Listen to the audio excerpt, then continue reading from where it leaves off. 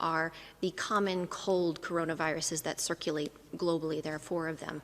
And what that means for somebody who has been infected with one of those coronaviruses, does it mean that they have some level of protection for the COVID-19, the SARS-CoV-2 virus? We don't have an answer to that yet. What we're discussing with our laboratory networks, and particularly labs that have experience with doing T-cell response or a cellular response, is trying to understand if somebody has a T-cell response for SARS-CoV-2, what does that mean?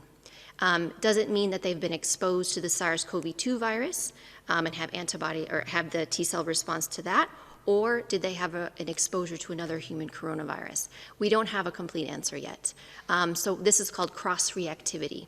And we're trying to understand what this means in terms of potential protection, if any, to this new virus that emerged at the beginning of this year, and what that means going forward. So what we're trying to do is design some basic studies that need to be done in the laboratory to look at what a T-cell response is and look at cross-reactivity. These studies can only be done in a handful of labs globally, so we're partnering with those labs to better understand. In addition to that, we're looking at adding a T-cell response to some of the seroepidemiology studies that we are supporting globally.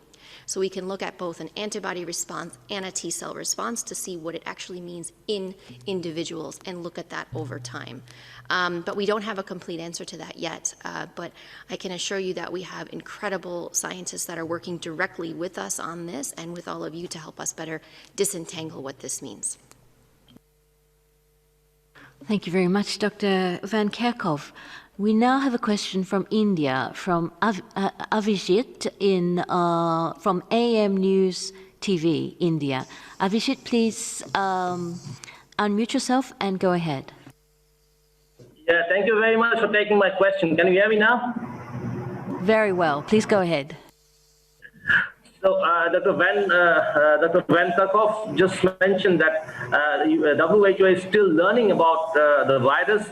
Vaccines are a far cry, and the economy is absolutely shattered all over. So now my question is, the virus emanated from China, Wuhan province.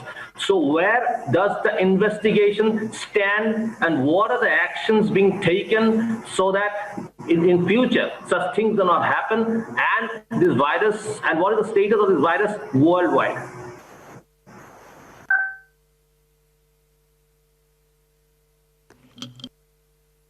Yes, I'll just clarify your question. So you're asking about the